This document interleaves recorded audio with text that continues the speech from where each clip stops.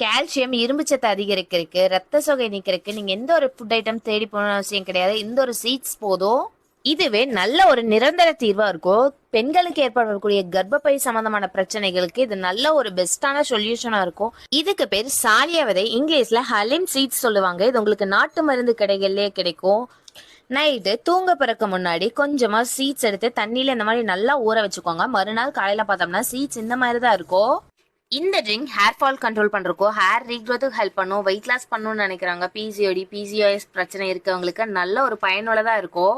இந்த மாதிரி கிளாஸ்ல பால் சேர்த்ததுக்கு அப்புறமா இது கூடவே நம்ம ஊற வச்ச சீட்ஸையும் இதுல சேர்த்துக்கலாம். இந்த ட்ரிங்கை வாரத்துல 3 நாள் சொல்லிட்டு 3 மாசம் தொடர்ந்து யூஸ் பண்ணி பாருங்க. உங்க ஹேர்ல சூப்பரான ஒரு வித்தியாசத்தை பார்க்கலாம்.